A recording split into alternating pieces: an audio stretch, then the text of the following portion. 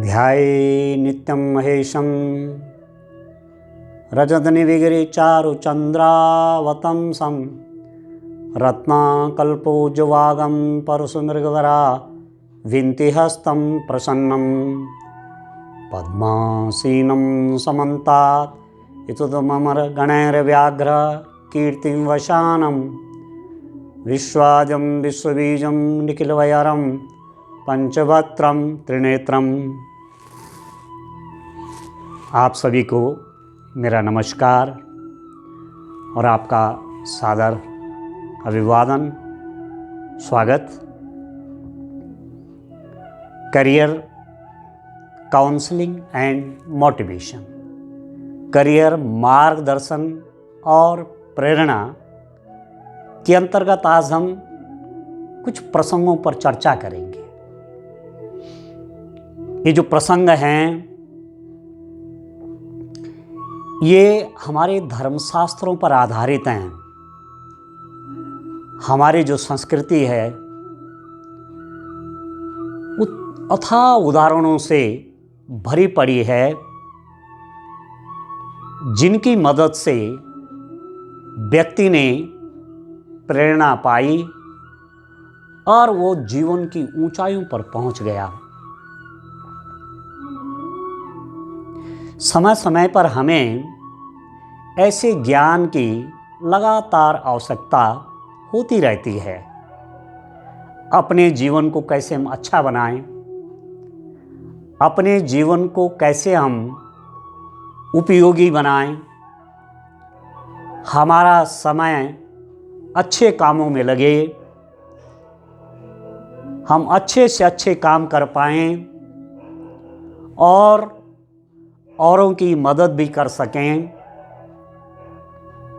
ऐसे तमाम उदाहरण हमारी संस्कृति में हैं। आज मैं महाभारत का एक उदाहरण आपके सम्मुख रख रहा हूं। जब पांडव और कौरव, ये जो राजकुमार थे, विद्याध्ययन के लिए गुरु द्रोणाचार्य के आश्रम में थे, छोटे छोटे बच्चे थे। जैसे बच्चे पढ़ने जाते हैं स्कूल, ऐसे ही उस समय गुरुकुल की व्यवस्था थी। बच्चे पढ़ने के लिए गुरुकुल जाते थे। घर से दूर, माता पिता के सानिध्य से दूर, वहाँ वो पढ़ाई लिखाई करने के साथ साथ जीवन उपयोगी बातों को सीखने के साथ साथ कैसे स्वावलंबी बनते हैं, ये सब सीखते थे। एक बार की बात है, रात का समय है, एकदम अंधेरा। सब बच्चे कौरव पांडव गुरु आश्रम में सोने की तैयारी में हैं। बस बिस्तर में वो लेट ही गए हैं नींद के लिए। तो अर्जुन की नज़र गुरु आश्रम, जो जहाँ द्रोणाचार्य जी रहते थे, उधर गई। वहाँ देखा दूर से कि लाइट जल रही है। तो सोचा कि क्या बात है, इतनी रात को आज गुरुजी जगे हैं, आचार्य जी जगे हैं। ऐसा तो नहीं है कि कहीं उनका स्वास्थ्य खराब हो गया हो। मुझे देखना तो चाहिए, मुझे देखना तो चाहिए। जबकि और सब बच्चे सो गए थे, उनके साथी भाई बहन, उनके साथी जो भाई लोग थे उनके, सब लेट गए थे। तो अर्जुन के मन में एक बात जागी कि इतनी देर तक गुरुजी के यहाँ उजाला क्यों है, क्या बात है, मुझे देखना चाहिए। वहाँ चल करके मुझे देखना चाहिए। तो रात के अंधेरे में चल पड़े। थोड़ा सा दूर थी गुरु की कुटिया, वहाँ गए। तो गुरुजी अश्वत्थामा को अश्वत्थामा द्रोणाचार्य जी के पुत्र थे, तो द्रोणाचार्य जी अश्वत्थामा को कुछ सिखा रहे थे, कुछ पढ़ा रहे थे। अर्जुन वहाँ जब पहुँचा तो गुरुजी ने देखा, द्रोणाचार्य जी ने देखा कि अर्जुन तुम इतनी रात को यहाँ कैसे? अर्जुन ने कहा गुरुदेव मैं यह जानने के लिए आया कि आपके यहाँ अभी तक उजाला है, लाइट जल रही है, प्रकाशमान है आपका ये आश्रम, आपकी ये कुटिया, तो मैं आपके कुशल क्षेम जानने यहाँ आया हूँ। गुरुदेव ने कहा अर्जुन लगता है तुम मेरे पास कुछ भी नहीं छोड़ोगे, तुम मुझसे सब कुछ लेना चाहते हो। आओ बैठो। आज मैं अकेले ही अपने पुत्र अश्वत्थामा को कुरुक्षेत्र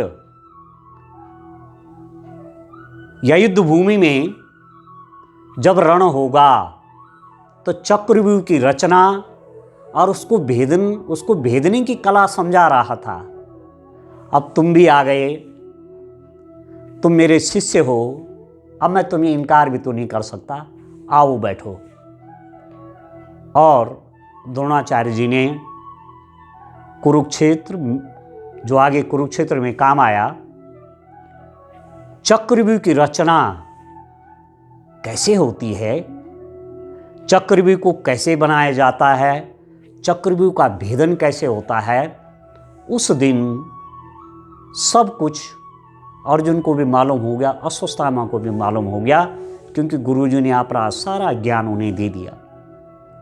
बाकी कौरव और पांडव अपने सो रहे थे, अर्जुन गुरु के धाम में चक्रव्यूह तोड़ने की शिक्षा प्राप्त कर रहे थे।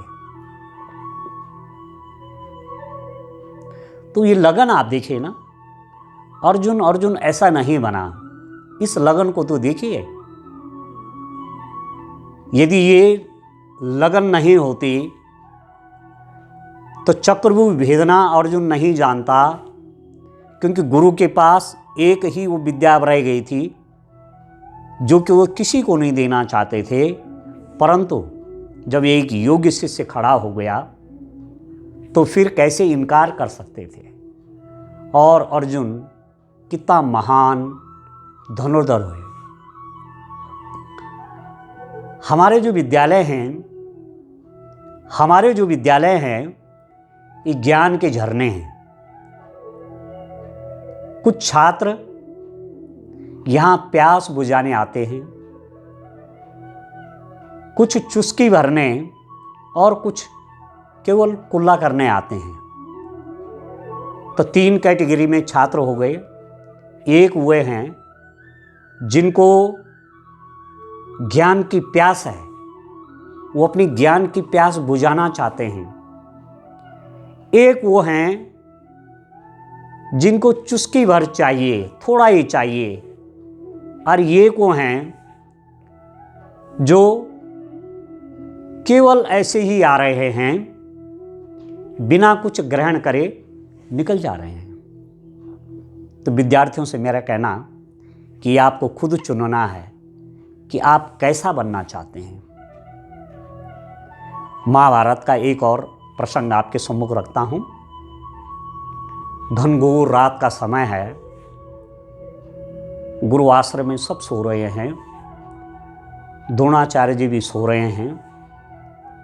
रात के समय वो कहीं खट खट की आवाज़ सुनते हैं। रह करके खट खट की आवाज़ आ रही थी दूर से। तो उनके मन में जिज्ञासा जागी कि ये आवाज़ कहाँ से आ रही होगी इतनी रात में, कोई बात तो नहीं है, चलो चलकर देखता हूँ।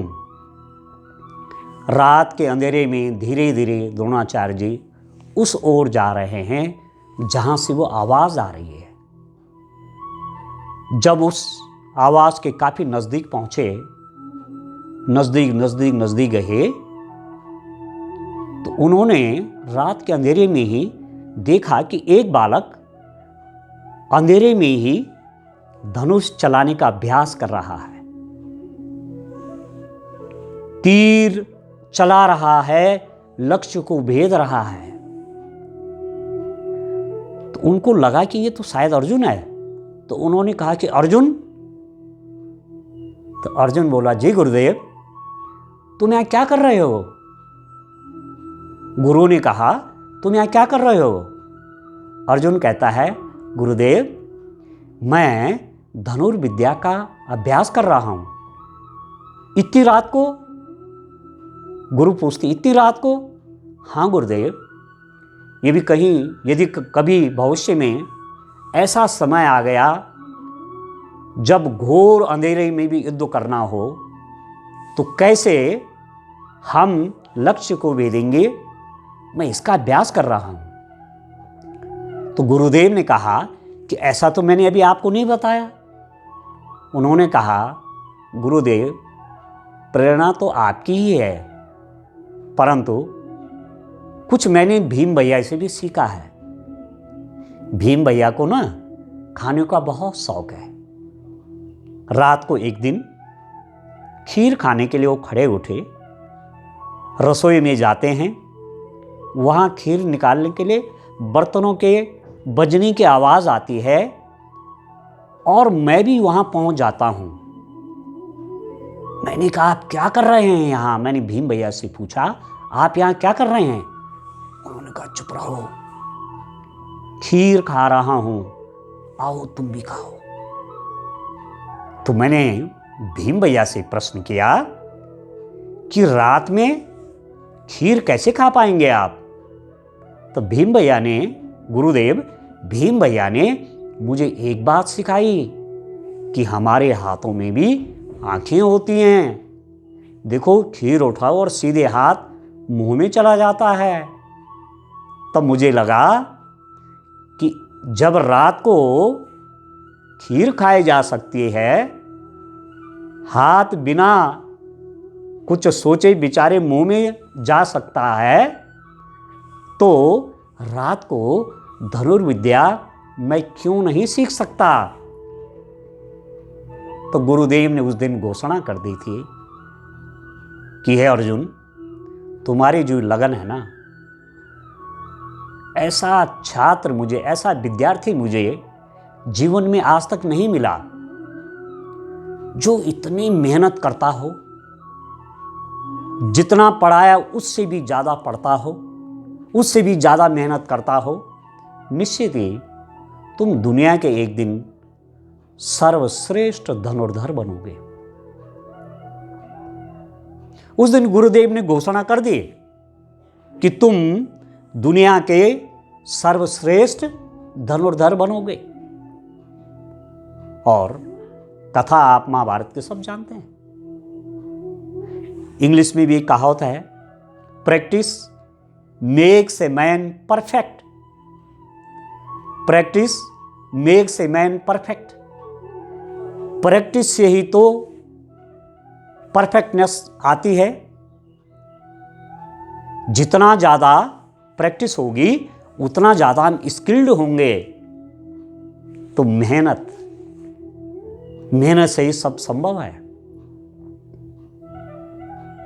जीवन यदि आलस में डाल दिया, आज जब काम करने का समय है, आज जब पुरुषार्थ का समय है, जीवन को ऐसे ही गुजार दिया, समय ऐसे ही गुजार दिया, तो फिर कोई उपलब्धि भी प्राप्त नहीं होगी और जीवन भी कष्टमय होगा।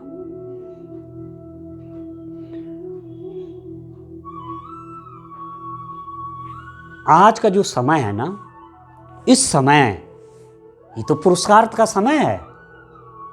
खूब मेहनत करनी होगी, तभी जाकर के तो हम जो चाहेंगे वो हमको मिलेगा। ठीक है।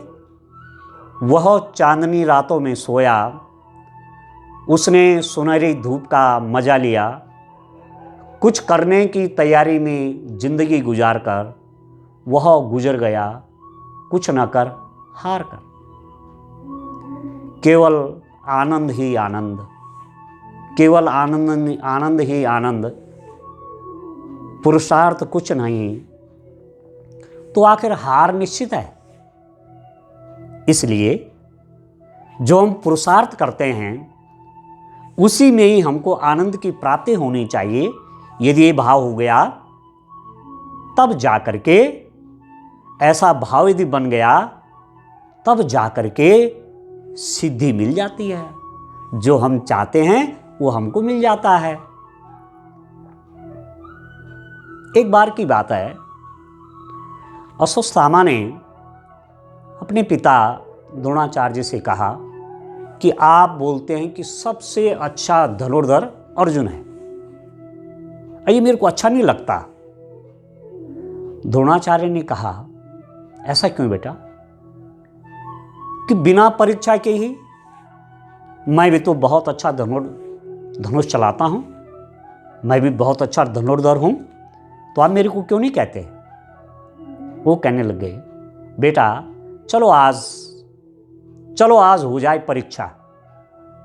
एक घने पेड़ के नीचे कौरव और पांडवों को ले जाते हैं।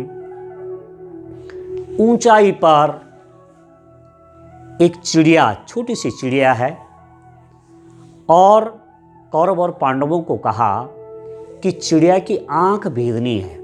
वो जो चिड़िया दिख रही है ना पेड़ में, उसकी आंख बहुत ध्यान से देखो, उसकी आंख भी दिखेगी आपको, वो भेदनी है।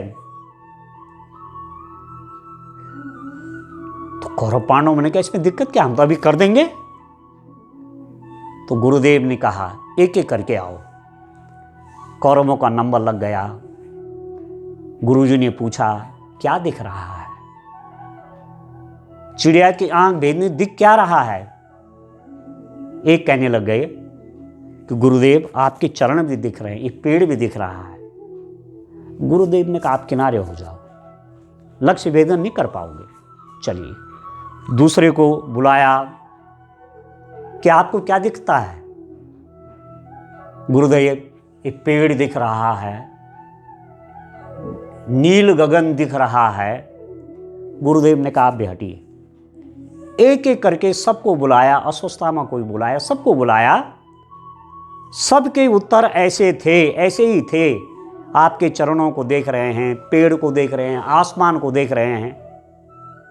अब बुलाया अर्जुन को, अर्जुन आपको क्या दिख रहा है? गुरुदेव मुझे उन पत्तों के बीच में वो चिड़िया दिख रही है। साबात बस, और ध्यान केंद्रित करो, अब क्या दिख रहा है? कहने लगे, गुरुदेव अब मुझे चिड़िया का केवल सिर दिख रहा है, केवल मैं चिड़िया का सिर देख पा रहा हूं। और कंसंट्रेट करिए और ध्यान से देखिए क्या दिखता है। गुरुदेव अब मुझे केवल चिड़िया की आंख नजर आ रही है।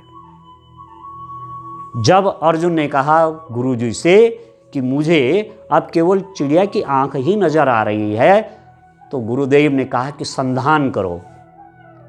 और जैसे ही अर्जुन ने तीर छोड़ा, सीधा चिड़िया की आंख में लग गया।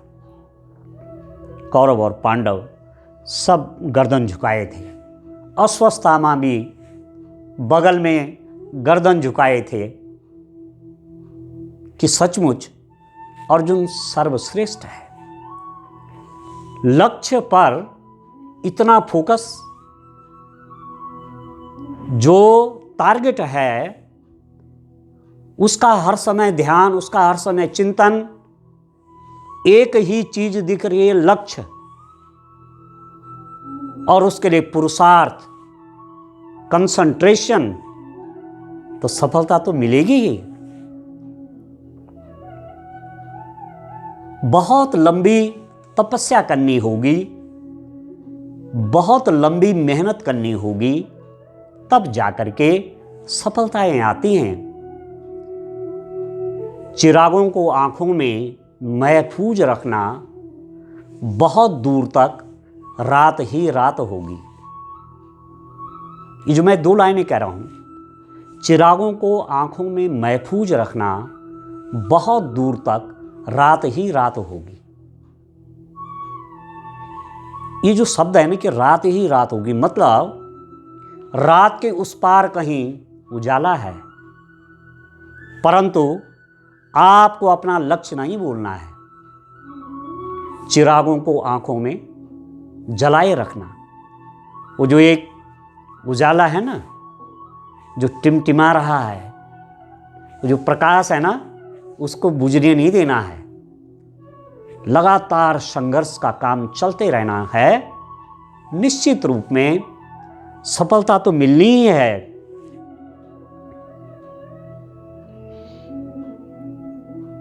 जब कौरव पांडव पढ़ लिख गए, खूब पढ़ लिख गए,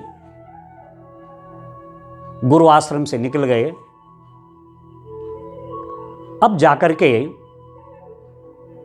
ऐसी घटनाएं बीच में, ये सब कहानी आपको मालूम है कि युद्ध होना निश्चित है। कौरवों और पांडवों के बीच में अब युद्ध होना निश्चित है। तो अपने अपने लिए समर्थन जुटाने के लिए विभिन्न राजाओं से मिलने का कार्यक्रम शुरू हो गया। आप मेरे साथ आओ, मेरे साथ आओ, मेरे साथ आओ। एक दिन भगवान कृष्ण के पास जाते हैं। दुर्योधन पहले पहुंचते हैं सहायता मांगने के लिए भगवान कृष्ण से। भगवान कृष्ण द्वारिका में हैं, वहां पहले कौन पहुंचते हैं? दुर्योधन पहुंचते हैं कि सेना चाहिए या भगवान चाहिए, क्या चाहिए, मांगने के लिए पहुंच गए। और सीधे कहाँ बैठे? उस समय भगवान कृष्ण आराम कर रहे थे, आराम की मुद्रा में थे, नींद में थे। अर्जुन अभी नहीं आए थे, अर्जुन अभी नहीं आए थे। दुर्योधन कहाँ बैठ गए? भगवान की शेरवानी की तरफ बैठ गए, जहाँ उनका सिर था उस तरफ बैठ गए। इतनी देर में वहाँ अर्जुन भी आ जाता है। एक दूसरे को देखते हैं कि अरे पहले से आए हुए हैं, मैं क्या लेट हो गया? परंतु अर्जुन कहाँ बैठे? भगवान के चरणों की ओर बैठे, चरणों की ओर बैठे। तो जब नींद खुली भगवान की, वो बैठे, तो स्वाभाविक है जब आदमी उठता है तो सामने सबसे पहले देखता है चरणों की तरफ कौन बैठे हैं? अर्जुन बैठे हैं। कहा पार्थ तुम यहां? तो बगल से आवाज आती कि इनसे पहले मैं आया हूं। दुर्योधन कहता है। तो भगवान ने कहा अच्छा तुम भी आए हो? तो भाई देखा तो मैंने, सबसे पहले मैंने पार्थ को ये देखा है। अर्जुन ने कहा भगवान आए सचमुच, दुर्योधन पहले आए हैं, मैं बाद में आया हूं। भगवान ने कहा मैंने देखा पहले आपको है, और दुर्योधन बड़े हैं, आप छोटे हैं। अब आप बताओ ना कि आप लोग क्यों आए हैं?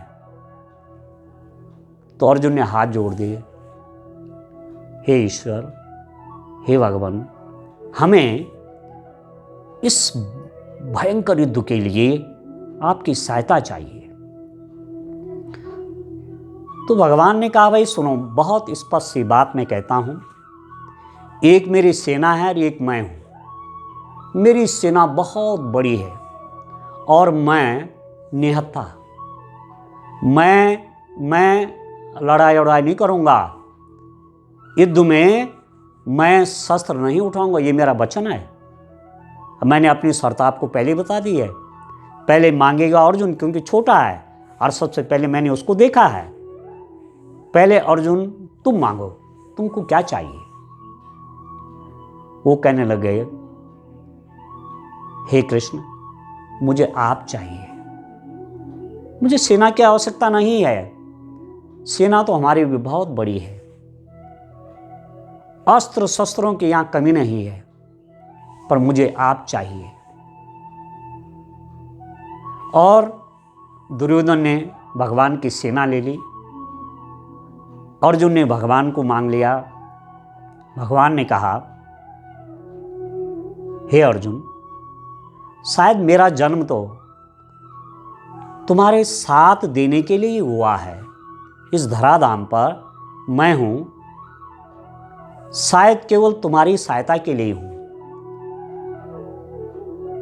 और भगवान अर्जुन की सेना में हुए तो अर्जुन से पूछा भगवान ने कि भाई मैं तो युद्ध नहीं करूंगा तो तुम मुझे क्यों मांग रहे हो? तो पता अर्जुन ने क्या कहा? अर्जुन ने कहा, हे भगवान, आप मेरा सारथी बन जाओ। ध्यान से सुनिएगा, आप मेरा सारथी बन जाओ। आपको तो 10 दिशाओं का ज्ञान है। युद्ध भूमि में मैं भटकूंगा नहीं, क्योंकि सभी दिशाओं का ज्ञान है आपको। आप मुझे भटकने नहीं देंगे। युद्ध मैंने करना है, आपने मुझे दिशा बतानी है। तो अभी जोड़ी देखो ना, यहां से हमको अपने लिए ज्ञान ढूंढना है। अर्जुन और भगवान कृष्ण जोड़ी बन गई। अर्जुन क्या है? अर्जुन पुरुषार्थ का प्रतीक है। अर्जुन मेहनत का प्रतीक है। और भगवान किसके प्रतीक हैं? यहां पर इस अर्थ में भगवान दिशा के प्रतीक हैं।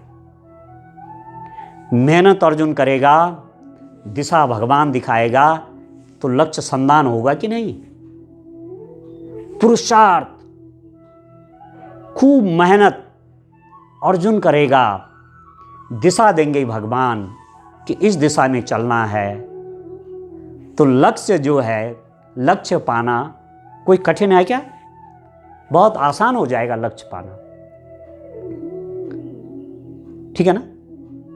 समझ में आ रहा है? यत्र योगेश्वरो कृष्ण यत्र पार्थो धनुर्धर तत्र श्री विजयोर्भूता नीतिर्मतिर्मम। जहाँ भगवान कृष्ण हैं, जहाँ अर्जुन हैं, वहीं तो जीत है। क्योंकि पुरुषार्थ और सही दिशा का मेल हो गया वहाँ। यही तो हम बच्चों से भी कहते हैं कि आपको एक तो मेहनत करना सीखना है और दूसरा अपना दिशा ठीक रखनी है।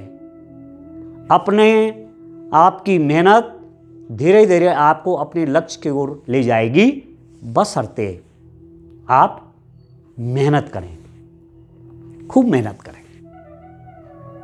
ठीक है? ठीक है ना? मेहनत जितना अधिक मेहनत करेंगे, दिशा ठीक रहेगी, तो निश्चित रूप में लक्ष्य की प्राप्ति होगी।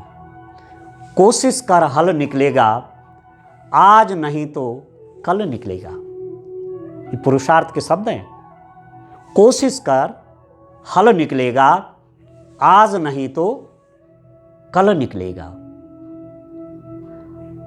अर्जुन सा तीर निशाने पर साध, धरती से भी जल निकलेगा। धरती से भी जल निकलेगा। कोशिश कर हल निकलेगा, आज नहीं तो कल निकलेगा। तो सब हो गया तय। महाभारत का युद्ध तय हो गया। अर्जुन के रथ पर भगवान सारथी के रूप में हैं। सेना के मध्य में ये रथ खड़ा है। अर्जुन ने देखा चारों ओर जब अपने अपने दिखे तो विरक्ति हो गई कि मैं इस युद्ध को क्यों कर रहा हूं। इन अपनों को मार करके वहां श्वेत वस्त्रों में मेरे पितामह भी हैं, क्या मैं उन पर बाण चलाऊंगा? जिन गुरुओं ने मुझे इतनी शिक्षा दी, इतना मेरा नाम है अपने गुरु के पीछे, क्या उन पर मैं शस्त्र चलाऊंगा? ये सब बातें अर्जुन के मन में आ गई और युद्ध क्षेत्र से उनको विरक्ति हो गई कि इससे बढ़िया तो मैं संन्यास ले लूं। भगवान से कहने लग गए कि हे केशव, मुझे युद्ध नहीं करना है। क्या करूँगा इस युद्ध करके, जब सब मर जाएंगे, जब कोई नहीं रहेगा, अपने सगा संबंधी नहीं रहेंगे, अपने बंधु बांधव नहीं रहेंगे, तो जीत करके करूँगा क्या। भगवान ने बहुत समझाया। अब अर्जुन प्रश्न कर रहे हैं। स्टूडेंट्स को हमेशा प्रश्न करने चाहिए, जहां उनकी शंकाएं हैं प्रश्न करिए। चंचलम ही मना कृष्ण प्रमाथि बलभद्रडम तस्याहम निग्रहम मन्ने वायुरिव सुदुष्करम। अर्जुन का प्रश्न है भगवान से। चंचलम ही मना कृष्ण, हे भगवान मेरा मन बहुत चंचल है, इतना चंचल है जैसे हवा होती है। हवा को पकड़ने की कोशिश करो, पकड़ में नहीं आएगी, ऐसा ही मेरा मन चंचल है, मैं क्या करूं। इसीलिए तो कहते हैं कि अपना साथ अर्जुन ने भगवान को अपना सारथी, अपना दोस्त, अपना मित्र बना दिया था। इसीलिए कहते हैं कि संगति अच्छी रखना। जब कहीं भटका होगा, आप अच्छी संगति में हैं तो निश्चित रूप में अच्छी यदि संगति है तो भटकाव कुछ देर के लिए होगा, आप फिर सन्मार्ग पर होंगे। तो अर्जुन ने भगवान को अपना सखा बना रखा है। प्रश्न कर रहे हैं, चंचलम ही मना कृष्ण, हे कृष्ण मेरा ये मन बहुत चंचल है, ये कहीं ठहर ही नहीं रहा है, कहीं रुक ही नहीं रहा है। भगवान ने कहा, असंशय महाबाहो मनो दुर्निग्रहम चलम अभ्यासेन च कौन्तेय वैराग्येन च गृह्यते। असंशय महाबाहो, महाबाहो अर्जुन के लिए कह रहे हैं, बलशाली अर्जुन, ठीक है, असंशय, इसमें कोई संशय नहीं है, मुझे इसमें तृण मात्र भी संशय नहीं है कि ये मन बहुत चंचल होता है। परंतु हे पार्थ, अभ्यासेन वैराग्येन, अभ्यास और वैराग्य से मन को नियंत्रित किया जा सकता है। उसके लिए अभ्यास करना पड़ेगा। मन को नियंत्रित करने के लिए, मन भटके नहीं, उसके लिए अभ्यास करना पड़ेगा। और दूसरा उपाय क्या बताया भगवान ने, वैराग्य ना, वैराग्य धारण करना होगा। अब यहां पर मैं उन अपने सब स्टूडेंट्स से कहना चाहूंगा जो कि मेरे स्कूल के भी हैं और जो अपने प्रतियोगी परीक्षा की तैयारी कर रहे हैं, जीवन में एक अच्छा लक्ष्य के पीछे चल रहे हैं, उनसे मेरा कहना है, भटका होगा, एक तो अपनी संगति अच्छी रखना। मन जब भटके उसको नियंत्रित करने के लिए दो उपाय आपको बताए भगवान ने। अभ्यास, अभ्यास से मन नियंत्रित हो जाता है। मन इधर उधर भटक रहा है, उसको नियंत्रित कीजिए, उसको लक्ष्य पर लाइए। और वैराग्य ना, जब आप अध्ययन कर रहे हैं तो एकांत में अध्ययन करिए। गिब्सन ने कहा है, वार्तालाप बुद्धि को मूल्यवान बनाती है, परंतु एकांत प्रतिभा की पाठशाला है। जो एकांत नहीं रह पाएगा वो क्या बड़ा काम करेगा। बड़ी बड़ी रिसर्च एकांत में तो हुई है। तो वैराग्य ना, सब जगह से जब आप पढ़ाई कर रहे हैं, अपने पढ़ने का काम कर रहे हैं, सब जगह से आप ध्यान अपना तोड़िए। मोबाइल में नोटिफिकेशन को ऑफ कर दीजिए। जहां पर आप पढ़ाई कर रहे हैं मोबाइल को वहां से दूर रखिए, जिससे आपको मोबाइल को कोई ध्यान ना आए। नोटिफिकेशन आता है मोबाइल में, हर व्यक्ति देखने लगता है क्या आया होगा, देखने लगता है इसमें क्या आया होगा। तो जहां ध्यान था उसे भटकाव हो गया और अब आदमी उसी पर लग गया। तो ये नहीं करना है, ठीक है। वैराग्य ना, उस समय संपर्क सब बंद कर दो अपने, जब आप पढ़ रहे हैं एक आप हैं, आपका चिंतन, आपकी पुस्तकें आपके साथ हों। ठीक है। Books are real companion in life. सबसे अच्छा मित्र किताबें हैं। और जबकि आप लक्ष्य प्राप्ति के लिए काम कर रहे हैं, कोई उद्देश्य आपने बनाया कि मैंने ये टेस्ट पास करना है, तब किताबों का कितना महत्व आप सब जानते हैं। तो अभ्यास करना है, ध्यान को एक जगह रखने के लिए अभ्यास करना है। और दूसरा वैराग्य, मतलब जितने इधर उधर तार जहां लिंक हो सकते हैं उन लिंक को डीलिंक कर दीजिए। पढ़ते समय कहीं और ध्यान आपका नहीं होना चाहिए। ठीक है ना? ठीक है ना? ये तो एकदम प्रैक्टिकल बात है। हम पढ़ना चाह रहे हैं, हमारा ध्यान इधर उधर है, फोन पर है, टीवी पर है, इधर है उधर है, आसपास क्या चल रहा है वो सब है, तो फिर पढ़ना बहुत कठिन हो जाएगा। और जब पढ़ना कठिन हो जाएगा तो लक्ष्य प्राप्ति कैसे होगा? ठीक है। अब एक बात और कहने के बाद अपनी बात को समाप्त करूंगा। एक बच्चा अपनी लाइफ की तैयारी कर रहा है, कुछ लक्ष्य उसने जीवन के बनाए हैं, वो टाइम टेबल बनाता है। टाइम टेबल दिशा दर्शाता है।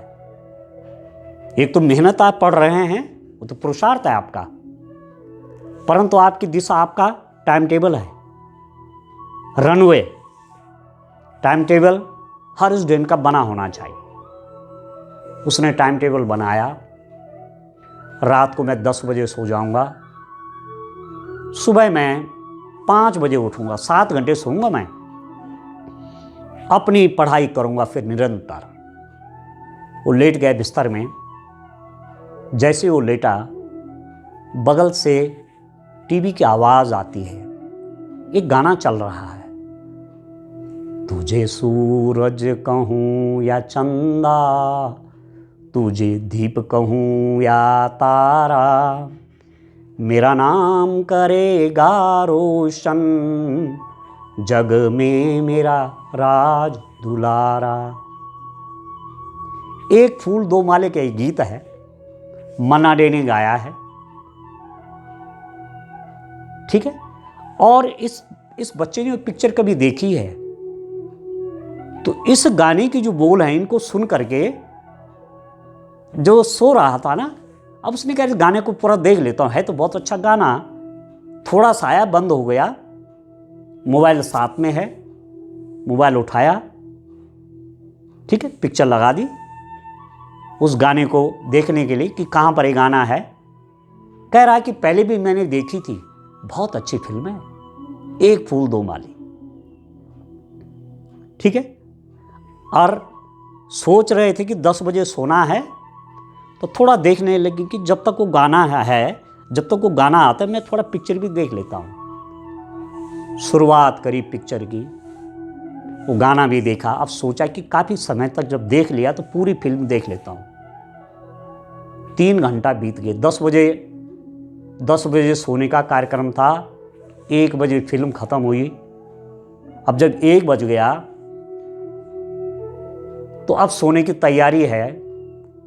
मन में थोड़ा दुख भी हो गया कि आज मैंने सोचा था कि आज मैं 10 बजे सोऊंगा और सुबह 5 बजे उठूंगा, परंतु मेरा जो टाइम टेबल था ना, ये भंग हो गया। थोड़ा मन में दुख भी हो गया और नींद आने में भी लेट हो गई। अब जब नींद गहरी पड़ी, 7-7 घंटे सोने की आदत थी, 1 बजे लेटे, अगले दिन सुबह 7 साढ़े 7 बजे उठ रहे हैं। ठीक है। तो जो एक लक्ष्य तय किया था वो गड़बड़ हो गया। तब तक परिवार में सब लोगों ने अपना स्नान ध्यान करके सब तैयार हैं, नाश्ते की टेबल पर इंतजार कर रहे हैं कि नाश्ता आएगा और फिर अपने कर्म क्षेत्र की ओर चलेंगे। माँ ने भी आवाज़ मारी, बेटा जल्दी नहा धो ले, नाश्ता तैयार है। कहने लगे अम्मा अब 7:30 बजे, अभी तो मैं उठ रहा हूँ, टाइम लगेगा। 10:30-11 बजे तक तैयार होते हैं नाश्ता करने के लिए। तो आप देख रहे हैं कहाँ से कहाँ ध्यान भंग हो गया, क्या सोचा था, क्या कर बैठे। तभी तो ये वैराग्य जो शब्द है ना, ये अपनाना पड़ेगा, नहीं तो सब जगह इन्वॉल्व हो गए तो लक्ष्य प्राप्ति में बहुत कठिनाई है। ठीक, अब आज का वक्तव्य के समाप्ति से पहले फिर 2 लाइनें कहना चाहूँगा। कोशिश कर, हल निकलेगा, आज नहीं तो कल निकलेगा। ये सब बातें जो बताई जा रही हैं, ये लक्ष्य पर आप लगातार फोकस रहें। अपने जीवन में जो कुछ आज आपने अपने लिए सोचा है वो आपको मिले, तो ये सब ध्यान रखना है। अच्छी मित्रता करनी है, अच्छे लोगों के संगत रहना है। जो लगातार लक्ष्य की ओर लगे हुए हैं, जो तैयारी करते हैं, पढ़ाई करते हैं, मेहनत करते हैं, उनके संग रहेंगे तो आपकी भी ये यात्रा निश्चित रूप में सफल होगी। आप अपने लक्ष्यों को प्राप्त करेंगे। इन्हीं शब्दों के साथ अपनी वाणी को विराम देता हूँ। बहुत बहुत धन्यवाद।